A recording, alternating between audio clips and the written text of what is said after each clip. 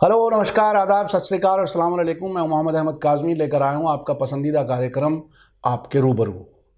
आज एक बहुत ही अहम मसले पर, एक अहम इशू पर बात करने जा रहे हैं। हमारे साथ हैं बहुत ही वरिष्ठ पत्रकार, बड़े जाने माने पत्रकार इंटरनेशनल अफेयर्स के सईद नकवी साहब। हमारे जो मीडिया स्टार वर्ल्ड के व्यूअर्स हैं वो अक्सर सवाल करते हैं अर्दगान के बारे में। जो तुर्की के प्रेसिडेंट हैं रजब तैयब अर्दगान, उनका क्या एफिलिएशन है, वो क्यों सीरिया पर हमला कर रहे हैं, क्या सल्तनत उस्मानिया वहाँ कायम होगी। इस किस्म के बहुत से सवालात हमारे व्यूअर्स करते रहते हैं। एक किसी हमारे चाहने वाले ने यह भी कहा कि इस मौजू पर सईद नकवी साहब से रूबरू करा दीजिए, बात करा दीजिए। तो मैं इस वक्त सईद नकवी साहब के साथ ये समझने आया हूँ कि इस पूरे खित्ते में ख़ास तौर पे तुर्की की जो पॉलिटिक्स है, जिसमें अभी 2016 में तख्ता पलट की भी एक कोशिश की गई थी जो नाकाम हो गई थी, इस पूरे सिनेरियो में और जिस तरह से वाक़यात आगे बढ़ रहे हैं, जिसमें सीरिया और इराक़ में दाइश के लोगों का इस्तांबुल एयरपोर्ट से उतर के ज़मीनी रास्ते से जाना, और अब और भी बहुत सी चीज़ें आ रही हैं। तेल की चोरी जो इराक़ और सीरिया से होती रही, उसमें अर्दगान के बेटे का इन्वॉल्व होना, वहाँ के ऑयल मिनिस्टर का, इस किस्म की रिपोर्टें हमारे पास मुख्तलिफ हैं। आप चूँकि एक लंबे अरसे तक इस पूरे खित्ते में जाते आते रहे हैं, अर्दगान के बारे में आपकी क्या राय है? उनका इस पॉलिटिकल जो एक तरह से अमेरिकन, इजरायली, वेस्टर्न जो नैरेटिव है, उसमें उनका क्या रोल है, ये थोड़ा सा आप बताइए। लंबा सवाल है जी। उसमें ज़रा सा बैकग्राउंड अगर हम समझा दें जी। तो आगे की बातें ज़्यादा समझ में आएंगी। बिल्कुल बिल्कुल। और वो ये है कि तुर्की के रिश्ते इस्राइल से बहुत अच्छे थे। जी। तुर्की की तारीख़ ये है कि जब मुस्तफ़ा कमाल पाशा अतातुर्क ने जो ऑटोमन एम्पायर को बिल्कुल लिक्विडेट करके जो एक टर्की बना था, उसके जब वो सरबराह हुए तो उन्होंने ये साफ कर दिया कि हम यूरोपियन हैं और हम यूरोप जाएंगे। सबसे पहला काम उन्होंने ये किया कि वो जो आया सोफिया चर्च था, जिसको कि मस्जिद बना लिया था सुल्तान महमद ने 15वीं सेंचुरी में, उसको उन्होंने कहा कि ये यूरोप को हर्ट करेगा, लिहाजा मैं यहाँ पे एक म्यूजियम बनाता हूँ। ये एक जेस्चर था उनका। मौलवी साहिबान को उन्होंने कहा कि देखिए, मजहब जो है वो बाधा नहीं बनने देंगे हम। और रिलीजियस अफेयर्स की एक मिनिस्ट्री थी जो कि प्राइम मिनिस्टर के ऑफिस के साथ थी। कि खुतबे क्या होंगे, कहाँ, किस तरह से, कौन कौन लोग इन मसाजिद की इमामत करेगा, वो सब तय होता था। ये कॉन्स्टिट्यूशन बहुत ही सेकुलर था। इसमें इस्लामियात का कोई तस्करा नहीं था। इस सेकुलर कॉन्स्टिट्यूशन में जो मुल्क में बहुत से लोग बुनियादी तौर से लोग समझते हैं तुर्की को इस्तांबुल और अंकारा और इज़मीर। मुल्क बड़ा है और गांव देहात में रिलीजियोसिटी और मजहबियत है, चाहे वो अलवीज़ की हो चाहे और लोगों की हो। अब हुआ क्या कि जनाब, जब ऑटोमन एम्पायर की यादें हैं, ऑटोमन एम्पायर का एक बहुत अहम खित्ता था ये बोस्निया हर्ज़ेगोविना। सरायेवो उसका कैपिटल था। सरायेवो आया है लफ्ज़ सराय से, और सराय तुर्की लफ्ज़ है। तो सरायेवो पे जहां बहुत जंगें हुई हैं पिछले वर्षों में, सीज 4 साल तक शहर के लोग निकल नहीं पाए। शहर का आधा हिस्सा बिल्कुल मलबा कर दिया गया, बेपनाह लोग मारे गए और ये मुसलमान किसने मारे ये इधर एक तरफ तो ये इन्होंने जो मिलोसेविच के बेलग्रेड वाले जी जी जो लोग थे, और इधर ये कैथोलिक्स थे, जिन्होंने एक तरफ बोस्निया, एक तरफ ये इनका नाम था हर्जेगोविना, एक तरफ यार नाम जरा रोकना, एक मिनट, एक जरा सब अभी आता है। ठीक है, आगे बात बढ़े। ये नहीं बहुत जरूरी है ये सर्ब और क्रोएट्स, ये खित्ता बीच में है, एक तरफ सर्बिया है और एक तरफ क्रोएशिया है। जी जी। सर्बिया और क्रोएशिया की हो गई मिलन, एक कैथोलिक है, एक ऑर्थोडॉक्स क्रिश्चियन है। उन्होंने कहा कि भाई ये बीच में जो मुसलमान इलाका है इसको कुछ करो, तो वो वहां पे एक बहुत बड़ी जंग 4-5 साल चली, इतनी ब्रूटल, और यूरोप ने इंटरवीन नहीं किया। हाँ, और हमारे यहाँ हिंदुस्तान में कुछ ज्यादा जानता नहीं, यहाँ पे जानता भी नहीं था यहाँ कोई, क्योंकि खबरें नहीं दे रहे थे। जी जी। ये 4 साल तक सरायेवो की सीज जो हुई, सरायेवो की, उसका असर तुर्कों पे बहुत पड़ा। यानी वो ये कहने लगे खामोशी से कि जो हम यूरोप में जाने की कोशिश कर रहे हैं, ये तो हमारी ये हालत हो रही है, हमारे ही लोग हैं वो, उनकी मदद में के लिए यूरोप नहीं आ रहा है। तो एक बेपनाह जज्बा पैदा हुआ। उस जज्बे के बाद, उस जज्बे का फायदा उठाते हुए एक साहब थे निकमतीन अरबकान, जी जी जी, वो इलेक्शन लड़के आए रफाह पार्टी से। रफाह पार्टी जो थी वो तकरीबन मुस्लिम ब्रदरहुड एक तुर्की नाम से थी। जी जी जी। वो जनाब आ गए और वो प्राइम मिनिस्टर बने। जैसे ही प्राइम मिनिस्टर बने, वहाँ टर्किश एलीट जो थी इस्तांबुल की और अंकारा की, उसने कहा ये तो हमारे कॉन्स्टिट्यूशन के खिलाफ है, उसको रद्द कर दिया गया। अरबकान साहब के 2 तालिब इल्म थे, 2 उनके सिखाए हुए, जो उनके मदरसे के पढ़े हुए थे। जी जी। एक का नाम था तैयब अर्दोगान, और एक का नाम था अब्दुल्ला गुल। ये 2 लोग थे। इन्होंने क्या सोचा, क्योंकि जज्बा जो इस्लामियात का फैला, उन्होंने ये सोचा कि भाई ये कॉन्स्टिट्यूशन से बचने का तरीका ये है कि कोई इस्लामी पार्टी ना बनाओ। लिहाजा उन्होंने जस्टिस पार्टी बना दी। जी जी। और तो कॉन्स्टिट्यूशन का सहारा भी मिल गया, और उनको एक गोया प्लेटफॉर्म भी मिल गया। जी जी। और उसमें जनाब लीडर बन के उठे एर्दोगान साहब। जी जी। इन्होंने, क्योंकि दोनों साथ थे, तो पहले शुरू में अब्दुल्ला गुल को प्रेसिडेंट बनाया, और खुद प्राइम मिनिस्टर बने। प्राइम मिनिस्टर जब ये बने, और क्योंकि पॉपुलर सपोर्ट थी, अच्छा एक हरकत उसी ज़माने में हो गई, वो ये कि अमेरिकन्स ये समझे कि हमारा पुराना रिश्ता तुर्की के साथ अभी है, लिहाजा हमारी फौजें जब जा रही हैं 2003 में इराक में, तो वो तुर्की से जाएंगी। उस पे इन्होंने कह दिया कि साहब हम इसमें कुछ नहीं कर सकते, ये मामला यहाँ की नेशनल असेंबली तय करेगी। ये तरीका था। नेशनल असेंबली ने जाहिर है मना कर दिया।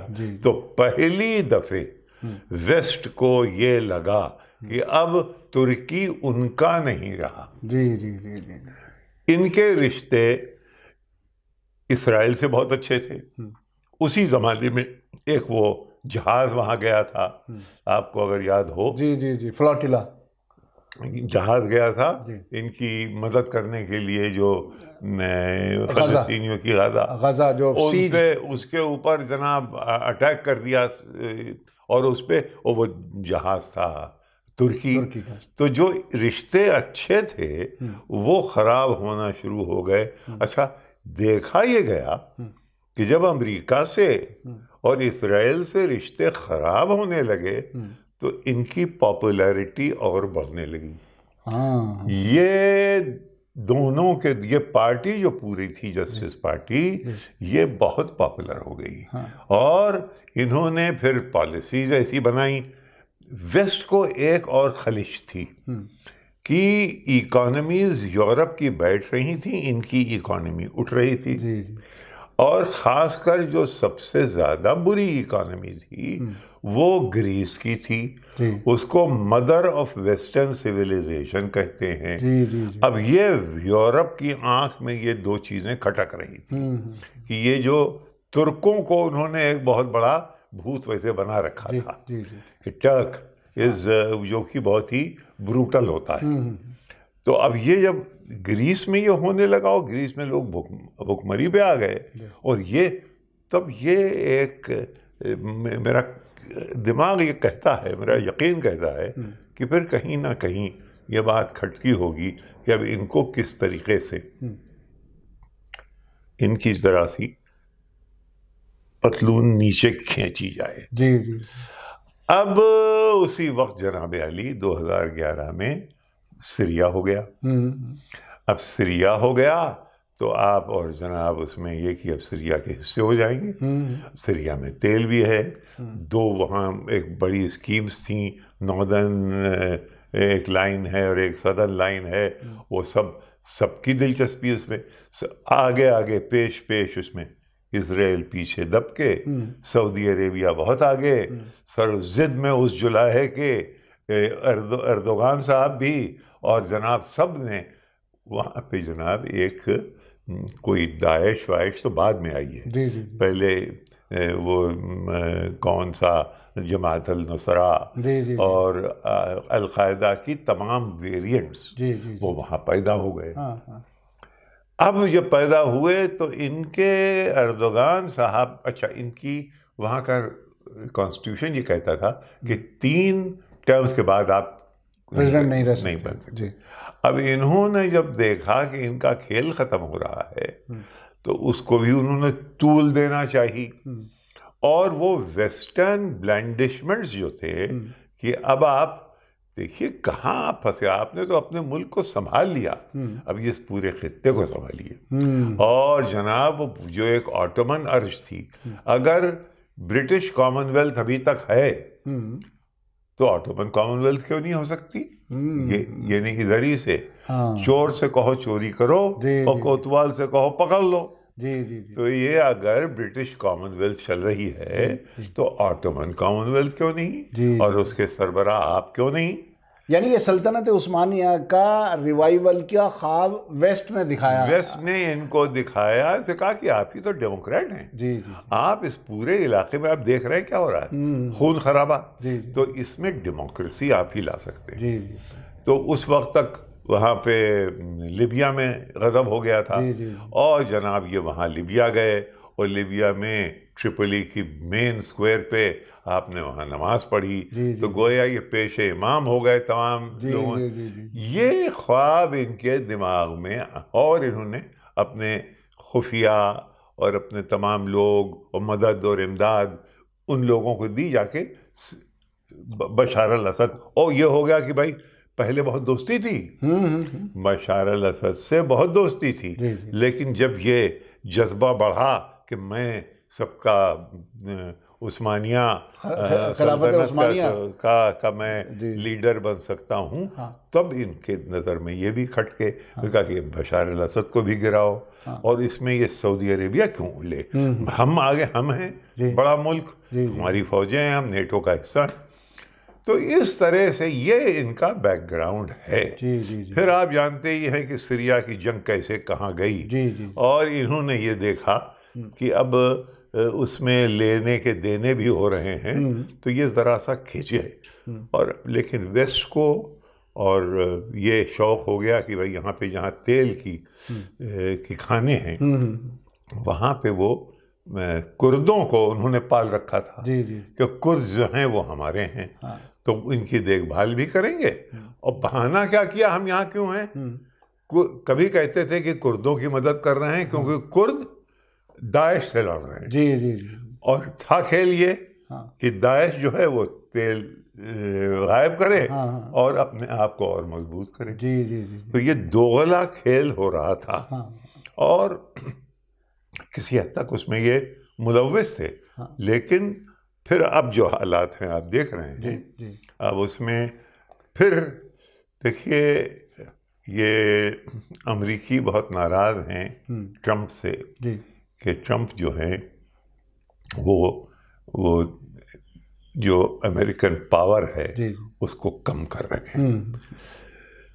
लेकिन जो बाहर वाला आदमी है जैसे कि मैं हूँ, जी जी मैं तो साहब ये कहूँगा हाँ कि ट्रंप वाहिद प्रेसिडेंट है हाँ जिसने कि किसी भी जंग को फरोग नहीं दिया हाँ और कोई नई जंग अभी तक शुरू नहीं की।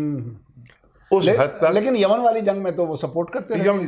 देखिए ये तो वो उनका वो है सामान बेचने का तरीका है। लुकमा तर करना है, लुकमा तर करना है कि इनको बेवकूफ बना दो, ये अपना सारे ऑयल वेल्थ जो है वो उधर लगा दें और इनके पैसे जो है वो हमारे पास आ जाएं। तेल की उन्हें ज़रूरत है नहीं क्योंकि उनके पास खुद बेपनाह तेल आ गया है। ये है।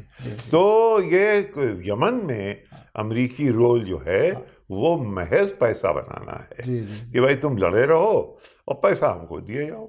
तो अब जो ये जो सीरिया, नॉर्थ सीरिया पर हमला किया तुर्की ने और उसके बाद सीज फायर के ज़माने में हम आपसे बात कर रहे हैं, इसका बेसिक मकसद क्या अनेक्सेशन था, अपने मुल्क को बढ़ाने की बात थी, क्या इसमें कोई जेन्युइन बात है? ये चाह रहे थे अमेरिकन्स कि खित्ता जो हो जाए वो सीरिया और इनके बीच में वहाँ तेल भी है और एक कंट्रोलिंग पोजीशन भी है और इराक तक एक्सेस भी है भी है और उसमें ये कुर्द इनके साथ भी हैं। तो लिहाजा ये सब, लेकिन अब वो ये इसकी मसलहतें ट्रंप साहब जाने। उन्होंने कहा हम वहाँ पहले से भी इंटेलिजेंस एजेंसीज अमेरिका की ट्रंप से बहुत चिड़ी हुई थी पहले। आपको याद हो कि उसका इलेक्शन को आज तक नहीं मानी। वो कहते हैं इससे तो रूसियों ने जिता दिया। बिल्कुल बिल्कुल बिल्कुल है ना। तो वो उसने कहा तुम अपने खेल खेलते रहो, मैं अपना खेल खेलूंगा। उसने कहा देखो ये हम लोग कोई $13 ट्रिलियन खर्च कर चुके हैं उन जंगों में जिसमें कि ये क्लिंटन और बुश और ओबामा ये सब मुलव्विस रहे। यानी वो जंगें अफगानिस्तान भी, इराक भी, सीरिया में जो कुछ हो रहा है वो भी, सूडान ये लिबिया भी, जी जी जी जी सब। और अब तैयारी है क्योंकि ज़रूरत थी उसको इसराइल को। देखिए इसराइल की स्ट्रैटेजी को संभालने के लिए अमेरिका हर काम करता था। जी जी, उसे मजबूत करने के लिए, उसको सिक्योरिटी देने के लिए। नतीजा ये है कि वो ममालिक, वो लीडरशिप जो कि फ़लस्तीनियों की इमदाद करती थी, उनमें से सब गिरा ली गई। सद्दाम हुसैन गिरा दिए गए, बशार अल-असद की कोशिश है कि ये गिरें और उसको कद्दाफी को मार ही दिया। और तो अब एक बड़ा जो एलिमेंट है जो कि अपनी पोजीशन नहीं चेंज करता फ़लस्तीनियों के मामले में, वो है ईरान। तो ईरान जो खटकता है कि भाई ये दुनिया के रूल्स नहीं ओबे करता। वो रूल्स क्या हैं? यानी ये कि हम सब ने मान लिया है कि भाई इस तरह से इसराइल को ट्रीट करो, वैसे तुम भी करो। तो वो कहते भाई पहले ये काम बिल्कुल क्या यानी फ़लस्तीनियों का काम। उसके लिए क्या किया उन्होंने? उसके लिए एक तरफ तो हिजबुल्लाह तैयार कर दी, अब दूसरी तरफ वो हूतीस तैयार हो गए हैं वहाँ यमन में। तो हर जगह एक गेंद गोया इनकी पावर का हो रहा है, ईरानियन पावर की। इराक में जो आजकल आतिशज़नी हो रही है, उसका बहुत बड़ा मकसद ये है कि उसी किस्म की एक फोर्स जो कि वहाँ पे तैयार हो गई है उसको कमज़ोर किया जाए क्योंकि वहाँ तेल है। अच्छा, अर्दगान का ये ख्वाब कभी पूरा होगा जो वो सल्तनत उस्मानिया और ये जो प्लान है, ये अमेरिकन प्लान है जिस पर अर्दगान ने काम किया है या इनका अपना है? ये देखिए, ये तो वही है कि भाई क्या यहाँ बरतानिया की सरकार हिंदुस्तान में दोबारा वापस आ जाएगी और ये भी हिंदुस्तान और पाकिस्तान सब एक हो जाएंगे। अब ये तो वैसी उसी तरह के ख्वाब हैं ये, कि तारीख एक दफ़ा आगे जब बढ़ जाती है तो वो पलट के उसको वापस नहीं आती, उसको रिपीट नहीं करती। लिहाजा ये बिल्कुल एक उनके सामने एक चीज़ ऐसी डाल दी गई थी कि जिससे कि वो, क्योंकि उनका वक्त ख़त्म हो रहा था। ये बहुत बहुत शुक्रिया सईद नकवी साहब, आपने उर्दगान साहब के बारे में, जो तुर्की के प्रेसिडेंट हैं, बहुत ही बारीकी से और उस बैकग्राउंड सरायेवो वाली जो जंग है उसको भी आपने याद दिलाया और किस नतीजे में ये यहाँ तक पहुँचे ये भी आपने याद दिलाया। देखिए, तारीख़ को अच्छे से सही से समझना बहुत ज़रूरी है और जिस तरह से सईद नकवी साहब ने कहा कि तारीख़ जब आगे बढ़ जाती है वो वापस नहीं आती। बहुत से हमारे व्यूवर्स हैं जो 2023 की ख्वाब या दूसरी कुछ इस किस्म की बातें करते हैं, उसमें कोई हकीकत नज़र नहीं आती। और मैं आखिर में फिर से आपसे गुजारिश करूंगा कि अगर आप YouTube पर देख रहे हैं तो सब्सक्राइब कर लें और अगर फेसबुक पर देख रहे हैं तो हमारा पेज फॉलो करें और लाइक करना ना भूलें, ताकि आपको नई वीडियो की खबर साथ साथ मिल सके, फ़ौरन मिल सके। इसी के साथ मुझे दीजिए इजाज़त। धन्यवाद, शुक्रिया। जय भारत, जय हिंद।